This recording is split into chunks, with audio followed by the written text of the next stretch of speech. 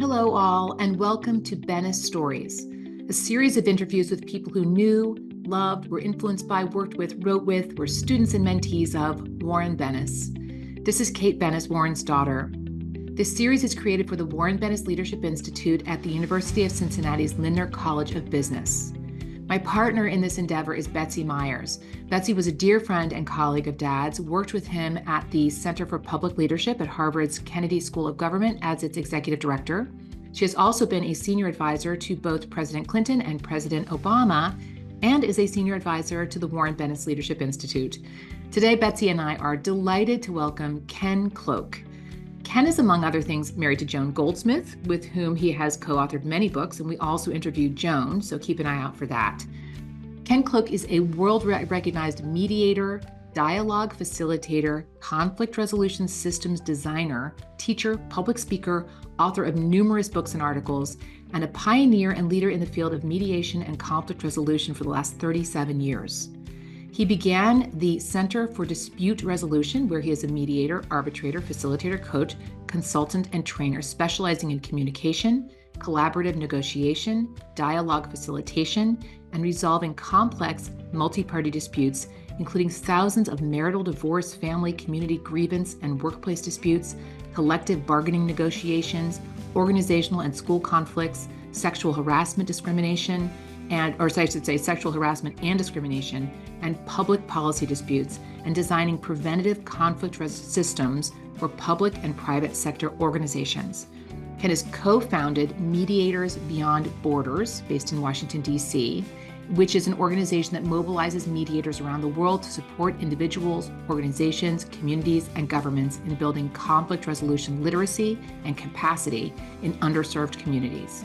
Ken's many books include Mediating Dangerously, which I believe is under the Warren Bennis imprint, The Crossroads of Conflict, Conflict Resolution, Mediating Evil, War, Injustice, and Terrorism, The Dance of Opposites, Exploration and Mediation, Dialogue, and Conflict Resolution Systems. And his latest book is Conflict Resolution, Designing Preventative Systems for Chronic Social, Economic, and Political Conflicts. I did not read all of his books. That's just some of them. He is co-author with Joan Goldsmith of Thank God It's Monday, 14 Values We Need to Humanize the Way We Work, Resolving Conflicts at Work, 10 Strategies for Everyone on the Job, Resolving Personal and Organizational Conflicts, Stories of Transformation and Forgiveness, The End of Management and the Rise of Organizational Democracy, and the Art of Waking People Up, Cultivating Awareness and Authenticity at Work. Please welcome Ken Cloke. Hi, Ken. Hi, Kate. So good to see you. Betsy, you don't know this, but one of the companies that I work for is a clean energy company. And what the HR person said, well, we're going to do 3 different parts. We're going to do your part communication. We're going to do conflict resolution. My dream would be this guy, Ken Cloke, but there's no way we could get him. And I said, well, and he did a wonderful program for them. Yeah. Yeah, it was a very good group of people. This is one thing that I remember and learned from you in that is that you really are truly an expert in creative ways of thinking about conflict resolution that make these problems solvable somehow, give us the tools we need. And as a trainer and a leader of the group, you were so humble. There was so much humility, and you kept saying, this is your time. Stop anytime, ask any question. And you modeled this way of teaching that was so beautiful. I just want to acknowledge that. It was beautiful. I often begin with a question. Who knows more about conflict resolution, me or all of us together? And it's clear that it's all of us together. Yeah. How do people really answer that, though? Because people look to the leader, so they look to the expert. Yeah. This is a part of our topic for today. Let's start with, how do you know him? I met Warren in 1987.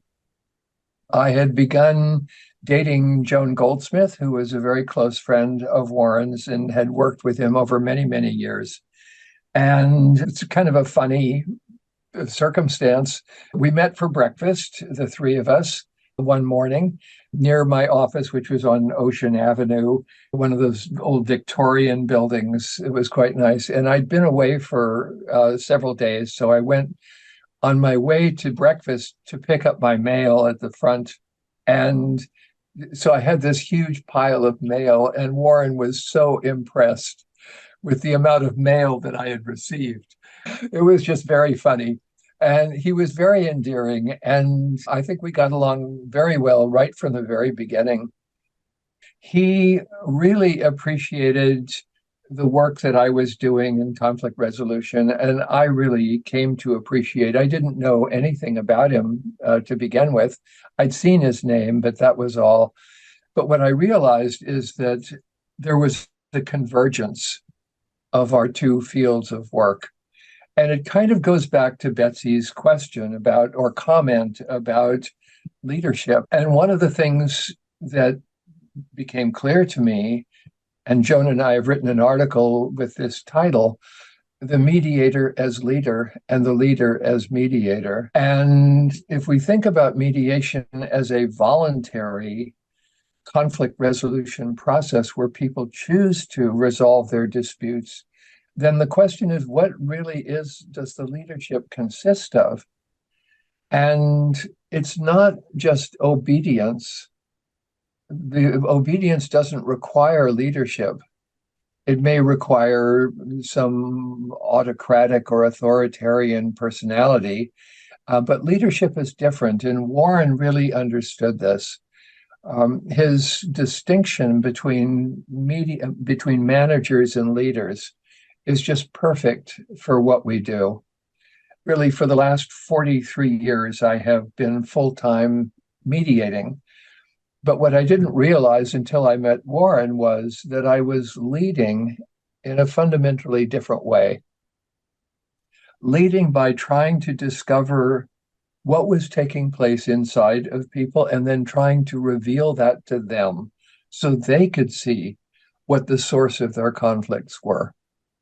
Joan and I wrote several books in which Warren wrote prefaces, but in this particular article, there's one quote that we begin with, which is from Warren. And what he said is, becoming a leader is synonymous with becoming yourself. It's precisely that simple and also that difficult.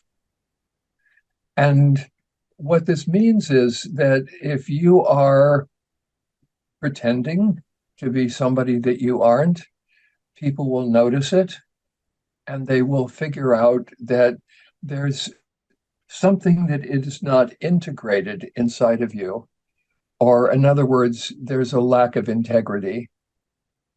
And as a result, they won't listen even to the questions that you ask, but more importantly, you won't be able to find the questions to ask because you haven't been willing to ask those same questions of yourself. That's a part of what Warren gave to me. He was a mentor, he was a friend, he was a colleague, he was a partner in a kind of interesting way. We had wonderful conversations. He was an absolutely delightful conversationalist. In an earlier period, he might have been thought of as what in French is called a flaneur, someone who is very articulate and interested in all of life, but has no particular aim.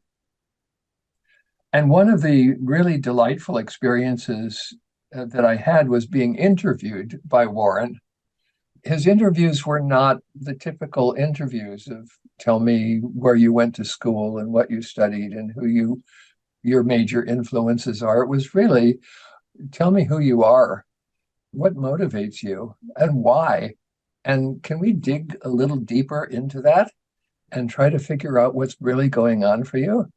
So it was a process of self-discovery. Warren loved this quote, and he repeated it several times. It was something to the effect of, if you had dinner with Prime Minister Gladstone, you would walk away thinking you had just had dinner with the most brilliant man in the world. And when you had dinner with Prime Minister Disraeli, you would walk away thinking that you're the most interesting person on the planet. And something like that. And I think that's what Warren did. I think he followed that pursuit. Oh, Ken, I love that. You know who that quote is from is Churchill's mother, Jenny Churchill.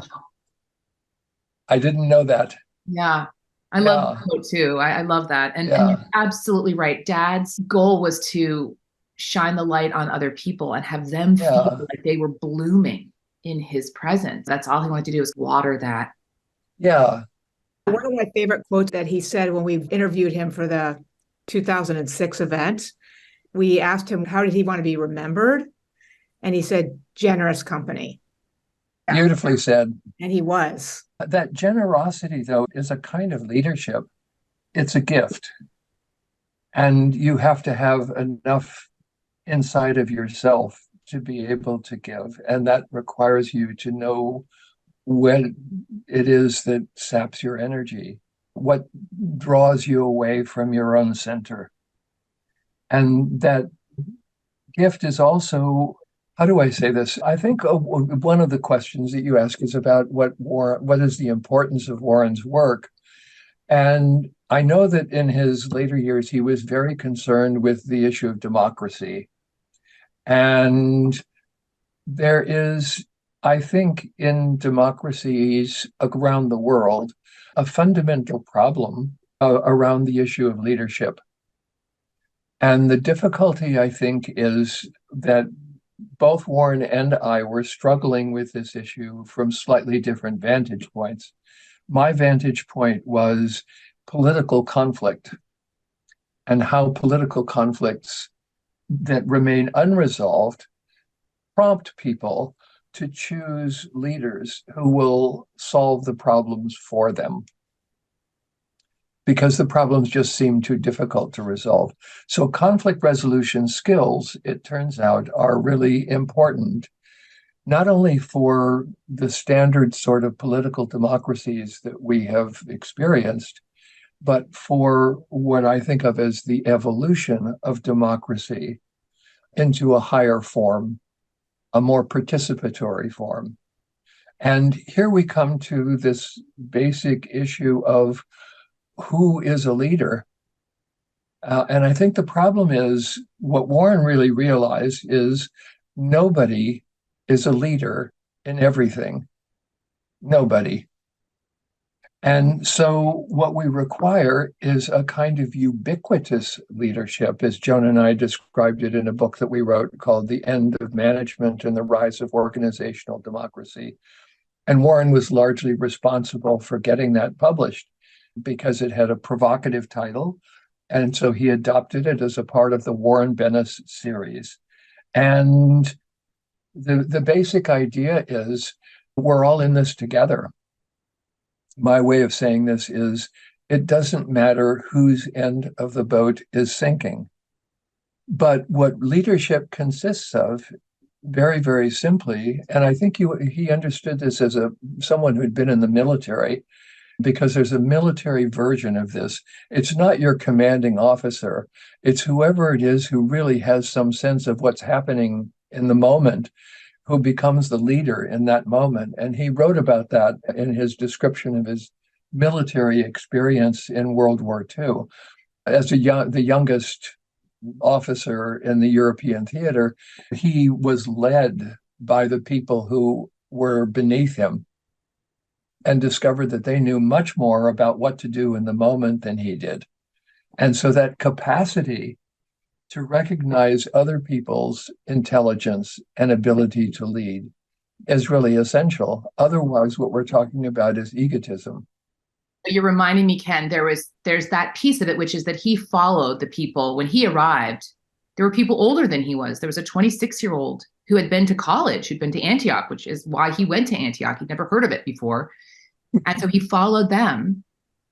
And I think there's a story also where he did not take an order from someone higher up because they weren't there.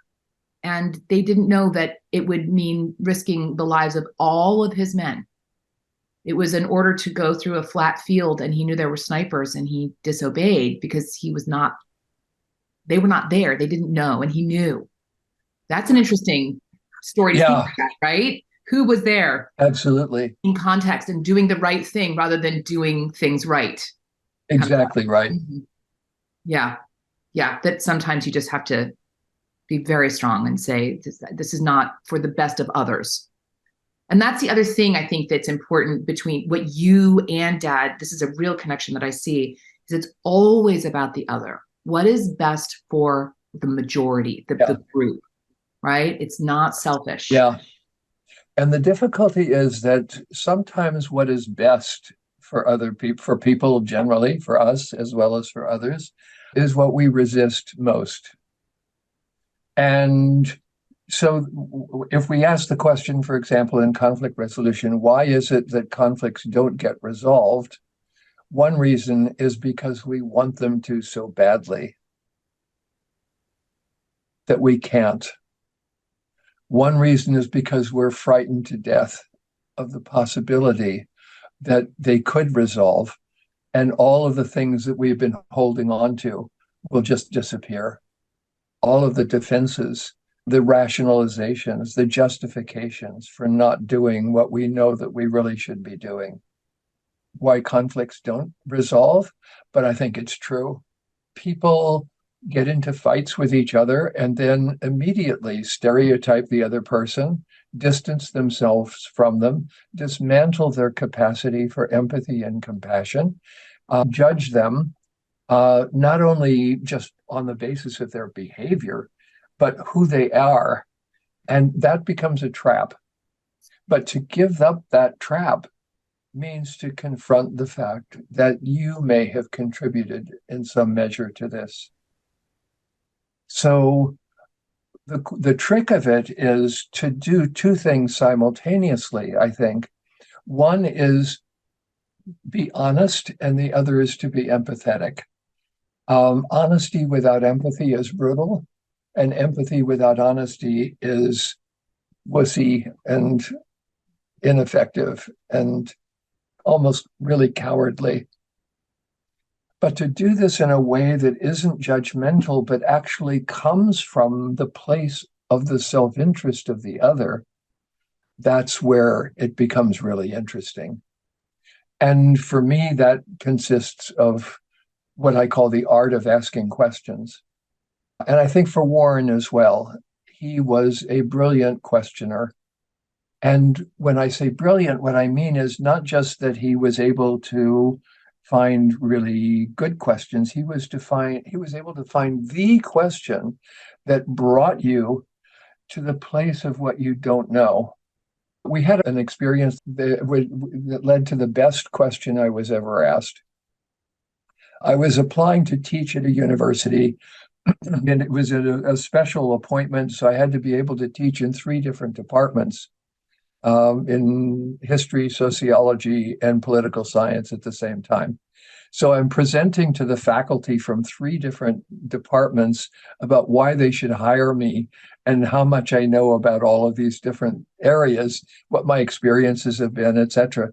And one guy raises his hand in the back and he asks, with all of that work that you have done and all of those things that you've achieved, how do you stay in touch with your ignorance? Wow. And I just dropped me to my knees. It was such a beautiful question. He got it. It was absolutely perfect. How did you answer that question? Yeah, I had to cop to it. I said, you got me. I am trying to demonstrate to you that I know enough to be able to teach in your departments, but it's so much more important to be in touch with your ignorance. You're absolutely right. So here's what I don't know about the fields that I'm working in. And that was actually the answer that got me the job. Love that so much. Thinking about the curriculum at UC, the students are always trying to prove themselves, right? Trying to get their A, trying to say how much you've learned and whatever. To ask them to specifically stay in touch with their ignorance, as if that's a positive. Isn't that brilliant? As if that's a positive thing instead of a negative thing in an academic institution. Oh, that's wonderful. Yeah. So what I learned from that experience is that isn't the only question that will drop you to your knees, that will take your breath away, that will stop you absolutely right in your tracks. And those are the questions I want to look for, the questions that will stop you in your tracks. So Dad talked about when someone asked him when he was at Cincinnati, do you like being the president? Do you like being the leader? And it stopped him in his tracks. Changed his life. Really had to reflect and say, wow, you're doing it really well, but do you like it? Was a great Yes. question, right? Ken, I'm sure you were at many dinner parties with him where he would put a question under everybody's plate. Do you remember that? Yes. And they were great questions. They were Yeah. so personal. They were so particular to that person. Yeah. Mm-hmm. I just wrote a book that's going to be out in another week or two called The Magic in Mediation. And there's a chapter called The Art of Asking Questions. And one of the pieces of it is something that I wrote, which is called 50 Questions to Ask in Political Arguments. I have that. And I actually wrote a blog post about it. Yeah. Wonderful. So it's so important, I think, in political conversations for people to have some sense of humility about what they're talking about, that this is complex. It's incredibly difficult. And so finding those questions that stop people, and my way of analyzing it is from a conflict resolution perspective, asking a question that cannot be answered within the frame of mind that you have adopted. In other words, it's a question that is at a 90-degree angle to the conversation you are currently having.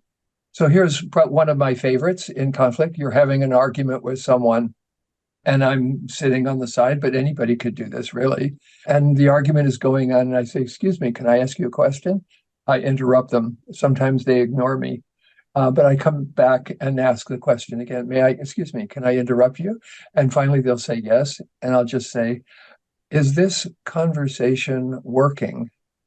And there's silence. And then they say no. Now, the one who says no has to have stopped the conversation that wasn't working, stepped outside of it, looked back at it, assessed it, determined that it wasn't working, and had the courage to say in the presence of their enemy, or the one they hate, that it isn't working. So then there's a follow-up question. Would you like it to work? Well, who wouldn't like it to work? Of course they would. Why would you like it to work? Don't tell me. Tell her. Tell him. And now, here's another follow-up question. On a scale of 1 to 10, 10 being highest, how would you rank the conversation you were having before I interrupted you? They'll say -2 or 0 or something like that. How would you rank the conversation we're having right now? 6, 7? What would it take to make it a 10? And what are you waiting for? And here's another one. What is one thing the other person could do that would make this conversation work better for you? And are you willing to do that? And what's one thing the other person could do? Are you willing to do that? Let's start the conversation over and let's try those things and see if they work. Those are just small examples of conversations that stop people in their tracks, that really step outside the conversation that isn't working and remind them of who they are. And that's really the fundamental thing, is to remind people of who they are, of their humanity. The humility piece, the curiosity piece, the shining the light on others, having questions and conversations and interactions that help others know themselves, see themselves, Yes. is so exactly what Dad was doing. Oh, yes, absolutely. And I can see why you guys hit it off. There is so much overlap there. And what I love about what you're saying is that it gives us an actual blueprint of how to do that. Exactly. Right? Yeah. So this is really brilliant. And this is the place where Joan added, I think, immeasurably to Warren's work by writing with Warren the book, Learning to Lead, which is practical. How do you really do this? And what I discovered in conflict resolution is that all of these grand ideas, all of these brilliant, beautiful principles boil down to something very practical, very immediate, very real. So if you take respect as a value, what does it consist of? It consists of how you talk to the person who cleans your house, or the person who's picking up the garbage, or the homeless person on the corner. That's what respect, that's where it lives. So what humility actually consists of is really, you can think of it in two ways. One is never claiming any more than what actually belongs to you. This idea comes from a woman whose name is Mary Parker Follett, who wrote in the 1920s about management and about democracy and about mediation. She's what Warren and I would have in common, Mary Parker Follett. I'm not sure that he knew about her. And the other one comes from C.S. Lewis, who said, I think either C.S. Lewis or G.K. Chesterton, I can't remember which one, said this, that humility doesn't consist of thinking less of yourself, but thinking of yourself less, which is really nice. But what it actually is joining the human race with all of its warts and flaws and difficulties and everything else, and not imagining that somehow you are any different than the one who you are with. That's very powerful. Yeah. Very powerful. Dostoevsky in the Brothers Karamazov has a section where he talks about a judge, and he says that anyone who would be a judge has to recognize that they're absolutely no different from the criminal who stands in front of them, that it could have been them in a very real sense. So what that sense allows you to do is to connect with people by recognizing what the ancient Greeks would call the genius of that person. What makes them special, unique, brilliant, fabulous, unique, absolutely one of a kind, gorgeous, absolutely to die for. And on some level, the ability to see that in other people is such a tremendous gift. But you can only do it if you're able to see it in yourself. So if you feel that you are worse than or better than, you've missed the ability to be together with. And that's where the magic happens. Magic in relationships, magic in politics, magic in organizations. It happens when people connect, and those energies that we have connect with each other at deep levels. And it's what you do, Kate. You're showing people how in all of your weekly little newsletters, I'm not sure how to describe them, but what you're telling people is how to love life and be present with it and love each other and connect with each other, because you can't really do that unless you are in touch with the flow of life energy inside yourself and then in others, and then they can connect. And wow, is that powerful. Hey, Ken, can I ask you a question, only because I feel like it could be a question that people will ask about Dad and his work, and I'm sure with you. Is there ever a hard stop? When is there an absolute boundary that says, no, that is not right? And I love the idea of the boat, that if one half sinks, we all sink, that sense of humanity and connection. And just because it does come up in politics and it does come up in the way we treat each other, people would always challenge Dad and say, people will challenge me and say, was Hitler a great communicator? And I'd have to say, yes, of course. That doesn't mean he was doing the right thing, but he had a lot of impact. He had a lot of impact, right? He persuaded a lot of people. So that question I put to you, and I don't even know if you're the right person to ask this, but is there ever a hard stop, a boundary that says absolutely not, no, no? And the answer is yes and no. So the yes part is absolutely, there are behaviors that are destructive and damaging and counterproductive and even intolerable. But then who the person is different. Here are two answers to your question. One comes from Fisher and Urey, getting to yes. Separate the person from the problem. Be hard on the problem and soft on the person. That's the yes and the no. Being soft on the person allows you to be hard on the problem.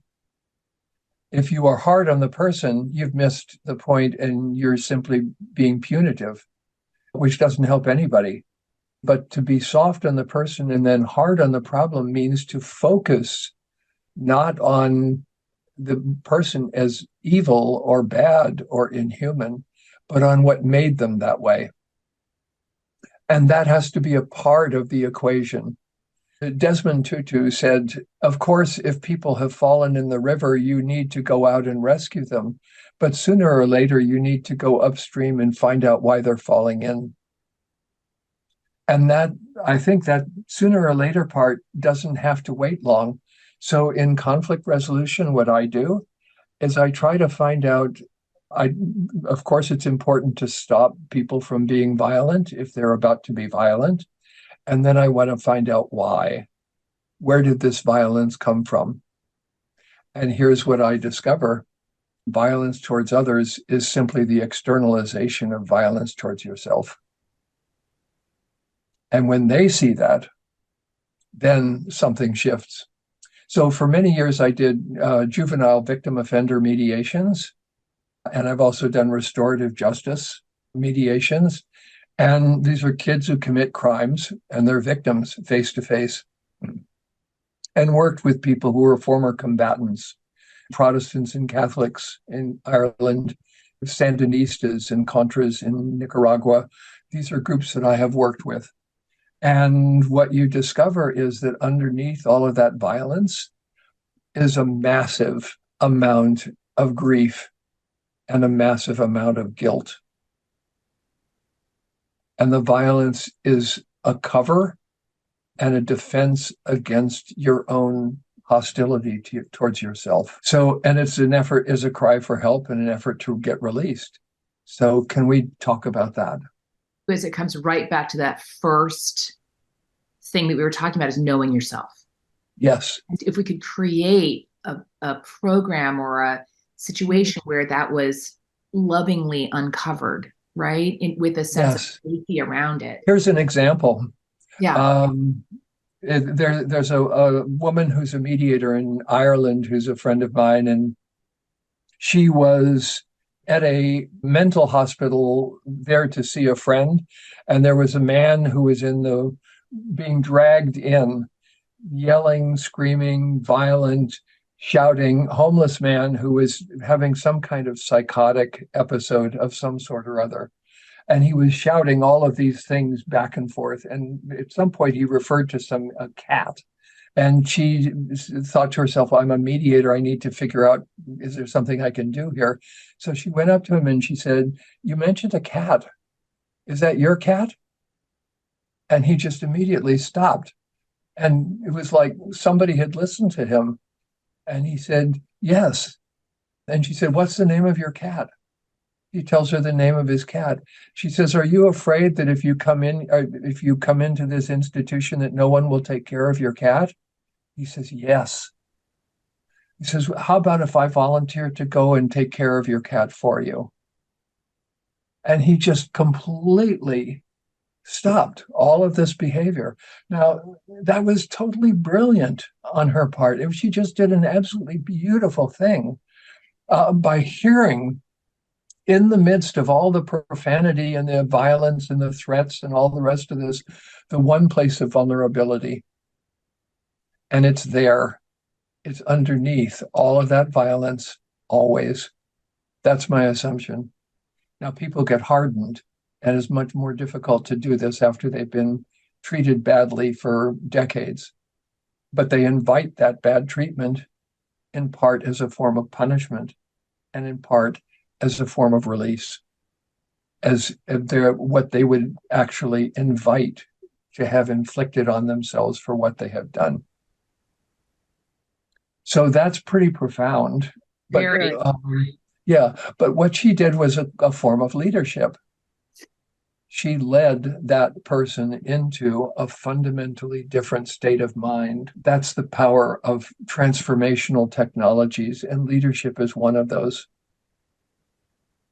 What I love about this also is that it's a reminder that a leader is not just the person that we give the most power to, right? Strongest, the biggest, the toughest, the whatever. There's this sense of a leader can be very almost stealth and maybe unseen. A facilitator from a group may never speak a word. Do you know Lao Tzu? Yes. He has a passage on leadership where he says that the worst leader is one who's feared. The second worst leader is one who's loved. the best leader is the one whose name is not even known among the people. So Yeah. what we have, I think, is enormous amounts of leadership on the part of people generally in society out of a place of positive intention, out of a place of seeking self-realization, out of a place of love and caring and enjoyment and play and all of those things. But we don't think of those as leadership. We have a cultural definition of leadership, for example, in politics, as well as in corporate America, and in many, many other institutions as well. Even families, there are definitions of what a leader is. But in most families, the leader of the family is the mother, who is not occupying the front role, who is not claiming credit for what she's doing, but she's the actual leader of the family, and the children know it. And so does the husband. Somebody can be a leader in running a meeting, and another person can be a leader in raising difficulties with what the meeting is doing. That's a form of leadership. Another person can be a leader in brainstorming new ideas. Another person can be a leader in following up and making sure that something gets done out of all of this. And in teams, you see this diversity of styles of leadership, each one of which is important. If they can be brought into sync with each other, you produce something that is greater than the sum of its parts. You know what I love about that, Ken, too, is a lot of times I work with people who want to lead up. They're saying the meetings are terrible. They go on and on. We never get anything done, but I'm not running the meeting and I'm not making the agenda. And I love what you're doing is you're saying, and especially because we're going to be working with students who are 17, 18, 19 years old, right? And Yeah. they're going to say, how do I lead from here? And what I love is you're giving us tools. First of all, asking those orthogonal questions. Are we getting what we want from this meeting? Understand that you can lead almost through those questions. Is this your cat? Right? Leading through the questions would be a really interesting course. Yes. So the question that I like to ask is suggest to people to ask in meetings that don't work is to raise their hand and just say, excuse me, is this meeting working for everyone? Because it isn't working for me. Could we maybe go around the table and find out what ideas people have for how to make this meeting better? And that's a little bomb that somebody just threw into the meeting. But what happens is that particularly managers who are insecure about their leadership manage meetings to death and actually strip them of any possibility for somebody else to come forward with creative ideas and improve the way that things are working. Out of their insecurity comes a kind of collective failure. I was asked to mediate a dispute for Hughes Corporation for the people who put communication satellites into orbit. And there were two men who were in charge of the teams that put these satellites together and launched them. And one was the head of the night shift and the other was the head of the day shift. And they hated each other. And because they hated each other, they didn't communicate to each other the information that they needed in order to make sure that things went correctly. And two satellites blew up because these guys couldn't talk to each other. And so the company fortunately said, either you guys get your act together or you're gone. So we had their attention. But what happened was they just couldn't see that they were a team together and they were competitive with one another and trying to promote themselves over the other person, which gave rise to distrust, which destroyed communication, which led to the failures. So we had to go into all of this in depth in order to try to fix it. And in order to do that, we had to go into, paradoxically, their families of origin, because they both came from families that were basically all boys except for the mother. There were several, but there were all the siblings were boys, and there was a lot of competition. They were close in age to one another, and they were very competitive with one another. And so they just carried that competition into the workplace. And you have to figure out how to do that, because you can't just go in and say, tell me about your family. But what you can do in a mediation setting, that is, but what you can do is to say, has this problem ever happened to you before? And when was the first time that you had a conflict with somebody where information was not communicated, that it was important for you to communicate? And they will go right back to their family of origin. Wow. Yeah. So how did you, when you start with But- a situation like that, where there's so much visceral dislike for each other, Yeah. how do you, and it's been going on for such a long period of time because they've made assumptions, right, of what this person is. Yeah. How do you come in there and help them? Yeah. Here's a question that would do this. I use this one in family mediations quite often. First question, what is one word or phrase that describes the kind of family you most want to have? What kind of family do you most want to have? What words would you use to describe it? And somebody will say, I want a family that's honest. Guess what? That one feels lied to. I want a family that's respectful. That one feels disrespected. I want a family that is loving. That one feels unloved. And now we take those words. I want a respectful, loving, caring, all of those words. And then the second question is, does anybody disagree with any of those words? Nobody has ever disagreed.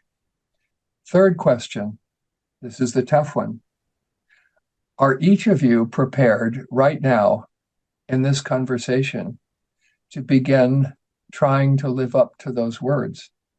And last question, do any of us have permission to stop the conversation if we begin moving away from those words? And they will all say yes. And now they're in a totally different frame of mind. And now let's talk about why it is that your family didn't feel or didn't allow you to feel respected and loved and cared for and all of those things. And you do that when they're together? Yes. Everybody in the same room. Yeah. Because there's power in, if it doesn't work there, then I break people up. But there's tremendous power in people confessing to this themselves. And I will look for one person to be the leader in that conversation. And that is a leader in vulnerability and being willing to talk about what isn't working and it didn't work in the family, what they did and how it impacted them. So a leader in vulnerability is something that Charles Handy has mentioned, Dad has mentioned. I know that as a parent, the kids love it when I tell them my stories about when I was humiliated. They just like tell stories about when you were humiliated. I'm like, okay. But I was thinking, as you were saying that, about if we're going to be working with kids who are in a school where you're looking for a grade and you want to do your best or whatever, to have the leaders of these groups, these teachers, lead with that. Yeah. Oh, wow. Acceptable, right? Then, and not only acceptable, fine and safe and all of that. Yeah, so, the idea is the teacher, like the leader, is supposed to be kind of, you've done it, you've solved the problem, you're above it. But the way to be above it is to show people how you did that. In other words, to go right back into the humiliation and then, sort of, what did you do? Becomes the next question. Yeah. If Dad were alive, what do you think he would be saying? And what do you think we need from him now? What do you think we've lost? As somebody who writes, I know that what happens is that what you write down freezes, but you continue moving on. So who knows where your father would be today, but I have some guesses. One is, I think he would be very disturbed about the political situation in the world, about the war in the Middle East. I think he would be very upset about that. and the war in Ukraine and all of the movement in the direction of authoritarianism that's taking place around the world. And in my view, I wrote a book, really now 2 books and almost 3, one called Politics, Dialogue, and the Evolution of Democracy, and one called Mediation in a Time of Crisis. And what they describe basically is an alternative view of political conflict. And what I'm basically saying is that these aren't Warren's words, these are my words to it, but I think that there's an element where he would jump right in. There are 3 fundamental forms of politics. One is based on power, one is based on rights or law, and one is based on interests. And what we have is a kind of phony democracy, which is based on power, and then a procedural democracy, which is based on law and rights and constitutional principles. But if we ask what does politics actually consist of, it consists fundamentally once every 4 years of voting for president and expressing your opinions to people about which of the 2 or 3 or 4 candidates out there you support. But that's not what real politics consists of. So what an interest-based form of politics consists of is what it does is it goes to what I think politics is anyway. Here are 3 interest-based definitions of politics. 1, politics is social problem solving. That's all. So if it's social problem solving, actually conflict resolvers and other people have various things that they have to say that could help that process work more effectively and help people engage in dialogue over difficult issues. The second thing that it consists of is politics is a large group, multi-stakeholder, consensus-building process. And if you phrase it that way, then we could say, okay, we have some experience doing that as well, building large group, multi-stakeholder, consensus-building processes.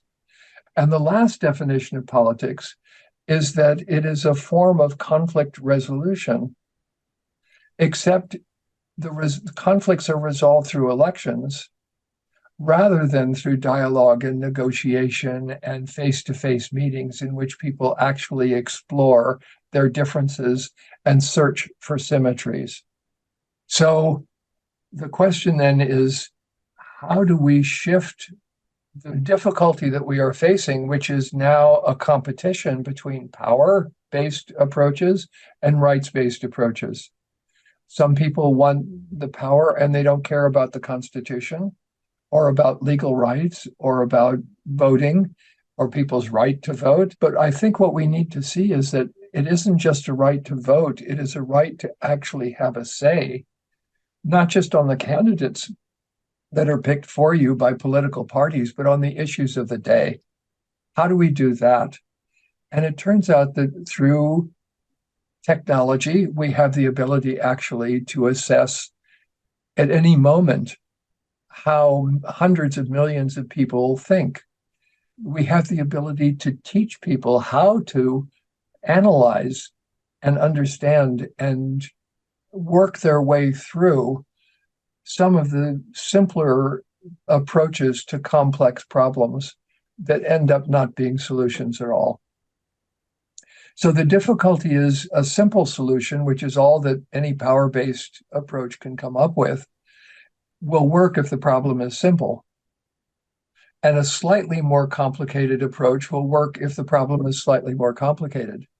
But if you are facing global, complex, extremely difficult problems that pit people against each other, we need to have a different process, a different methodology. You cannot solve the problem of global warming by going to court. And you can't solve it by military technology. You have to figure out how to live together on the planet.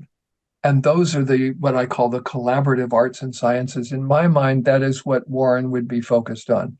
How do we build democratic sensibilities, meaning the leadership capacity of large numbers of people to participate in conversations about where we should go. All that's really required for dictatorship is for people to give up, to let go and say, okay, you do it. I don't know how to do this. I don't know how to do it is actually a step forward.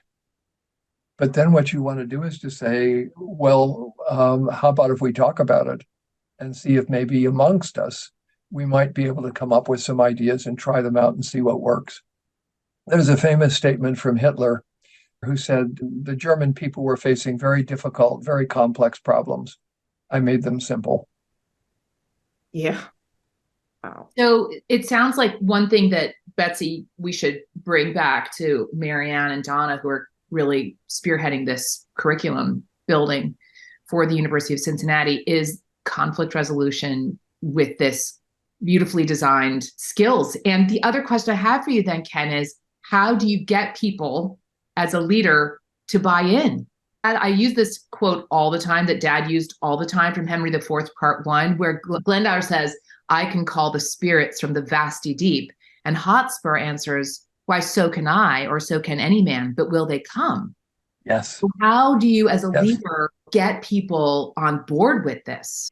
This, of course, is the question. And rather than give you a short answer to it, I'd just like to mostly flag it and say, this is the one we have to answer. There are a whole set of answers that we have. In other words, to put it differently, we know enough to start making some serious mistakes, but not catastrophic ones, and thereby figure out how to do it better. And the fundamental answer, I think, is dialogue, conversation, communication, talking to each other with facilitators, with people who can help you stay on track and who have been through this a few thousand times, maybe on a small scale, with divorcing couples, which is where I learned a lot of what I practice in the political arena. But I have seen it happen on countless occasions. Dialogues between Greek citizens and immigrants, dialogues between Ukrainians and Russians. I have led these dialogues. And so I have seen magic happen. And the magic is simply comes from the place of that vulnerability that you were talking about, leadership by vulnerability, if you will. And when people see other people being vulnerable, they become more vulnerable themselves. Somebody opens it up and people jump in, and then creativity starts to really happen.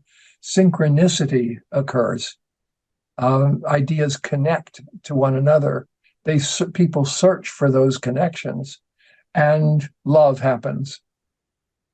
It sounds a little bizarre to say it, but that's the way it is. It feels that I know that it's lots of experience in many, many, many years to become a master facilitator, but it would be amazing to give the student leaders an opportunity to practice in a safe space, some kind of practicum where they're asked to facilitate these difficult conversations. It would be so well. Warren did this with a course that he taught at USC.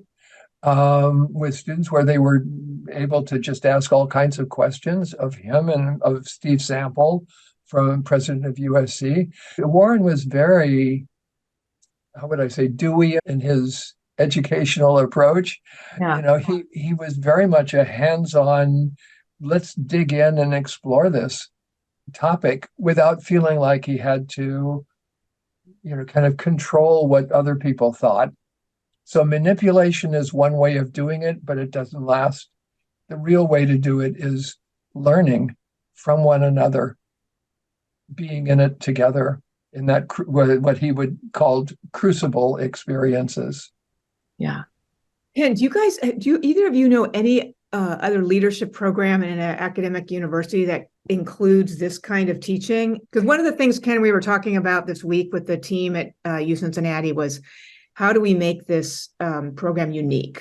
And not just really unique and special, because not only are we going to be educating UC students and grad students, but we're going to look to executive programs too.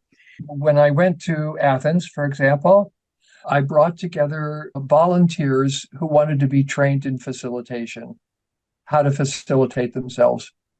And so for 3 days, we worked with people to train them in facilitation techniques. Then there was a day to sort of figure out what we were going to do. And on day 5 came the dialogues with the community that they facilitated.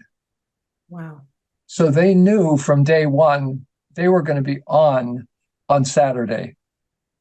And that really forced them to say, oh my God, do I really understand this? And how do I do this? And what happens if, and that's the beginning of real learning. I have to say, I do love that too, because Dad always talked about how he really felt that business schools should be more like medical schools. He and Jim O'Toole wrote that article in Harvard Business Review about this very thing, saying we needed to be practicum. And what's great about the University of Cincinnati is that it has a co-op program. So everyone is literally in the workplace and getting credit for it and leading. When people call me to hire me, I always say, call me when you've got a gig. I want to work on a real thing. I don't want it to be abstract. Yeah. So how would we make that something that the students have to go and do something real, so that they really need to learn it? It's not abstract. Totally right. I agree 100%. Yeah. Yeah. Putting them in the field. You have the self-knowledge, but it's the conflict resolution, Ken, but it's also the ability to ask questions, the ability to facilitate the questions.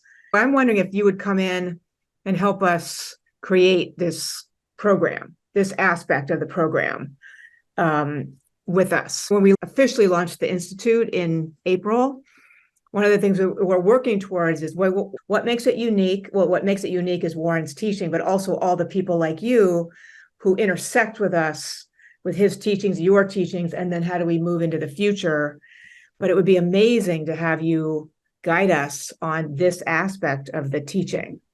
Well, I'd be happy to maybe work with you, or let's talk about it and see what would be involved. Even if it's guiding us, Betsy and I come out, we send people out to work with you, or just say, these are the books people should read. I'll do a 1-hour question and answer. I feel in general that this has to be an evergreen program. It has to be a program that could be taught for 50 years. So it can't be dependent on the human beings in the same way that it's not dependent on Dad any longer to show up.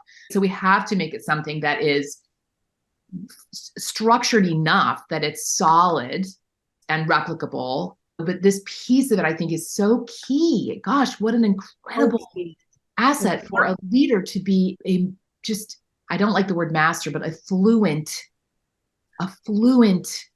conflict resolver. Because so many leaders do not know how to deal with difficult conversations. They don't. Yes. They avoid, or they do them badly. Like you said, Ken, it goes back to the childhood of how they were taught, what they saw in their family around communication, and they just take that right into the workplace. I've always been so fascinated with the fact that we have all this fabulous leadership work out there, but we still aren't really getting great leaders, right? Something's not working. And there's like billions of dollars spent on leadership development programs, but we're like still 70% of our people unhappy in the workplace and a lack of retention. Maybe we can think about how to do this differently and weaving in all of the work that people like you who are like, this is really amazing and different, and would take these young people to go out into the world and have a totally different experience, not only in their own leadership, but the impact they would make by having these skills that are so unique. Yeah, they are, and they're incredibly powerful. It takes your breath away, like I was saying before. But what you realize is that there's a kind of version of this, which is, I'll just tell you how I feel about it for myself. The times when I kick myself are not the times when I said something that I probably should not have, but the times when I should have said something and didn't. And the reason why I didn't say something was because I was afraid that I would maybe do worse. But it turns out that there's not only the danger of making things worse by doing something, there's the danger of cheating people out of the possibility of having a real conversation about what matters. Yes. Yes. I wrote a book called Mediating Dangerously that Warren helped me get published, actually. And it's about this. It's about the need to move into that dangerous area where nobody actually really does know what's going to happen next.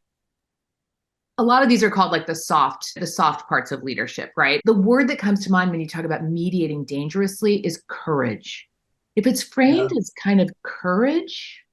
Yeah, I think it's a combination of courage and a kind of, I'll say it in a bizarre way, a kind of purity of intention, a clarity of intention. And it's Warren's competencies of leadership.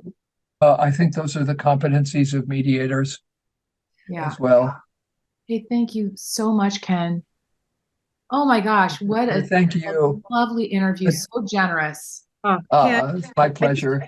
We can't let you go without I just have to ask you, could you have a couple insights on this regarding Gaza and what's happening there? And it's a much longer conversation. I've been working with three groups, really two groups primarily in the Middle East for the last several years.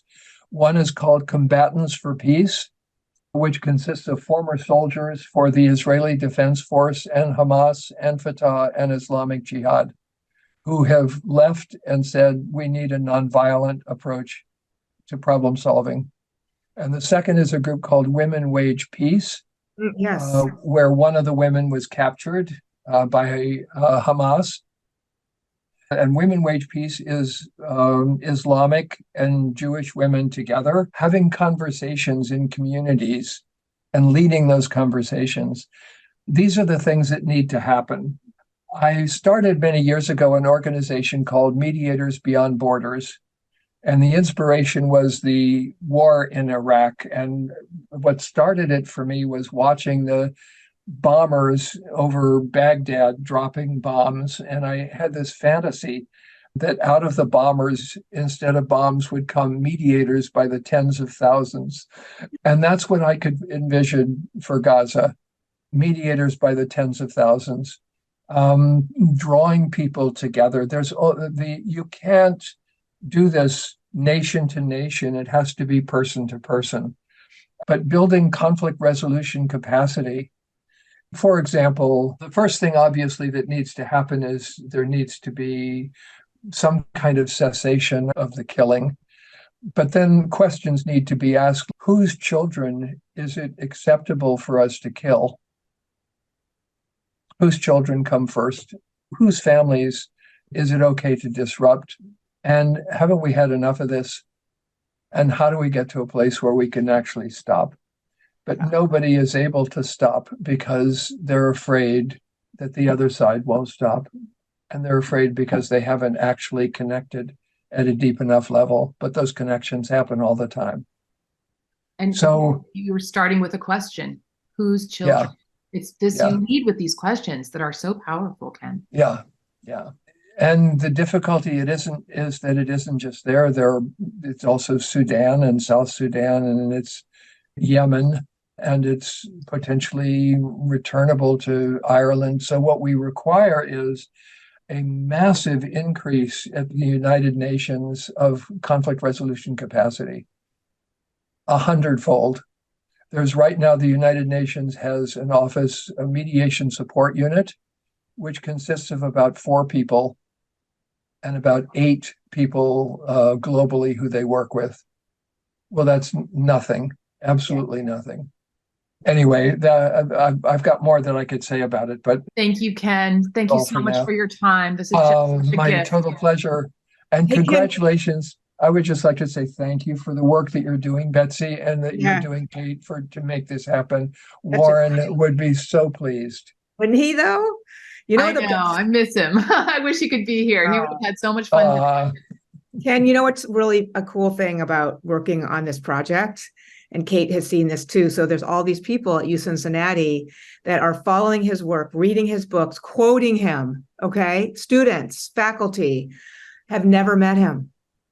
Wow. He would just smile. Do you have, of all your amazing books, if you were to pick one of your books, is there one that stands out that you think, we should make sure we read, or that you would recommend for like a textbook for the work, or 1 or 2 or 3 of your books? You have so many. Yeah, there are a bunch. I think this is number 20 now. I would say Resolving Conflicts at Work. Maybe The Art of Waking People Up. Which you did with Warren on his imprint. Yeah, that was a Warren Yeah. imprint. Yeah. And I would say probably Mediating Dangerously is really for mediators. Maybe the one that I just wrote, the Magic in Mediation, a search for symmetries, metaphors, and scale-free practices. How to scale it up, how to scale it down. Great. That's more of a theoretical book, but I loved writing it. So Oh, good. Thank you so much. Much with you, Ken. It was so lovely meeting you.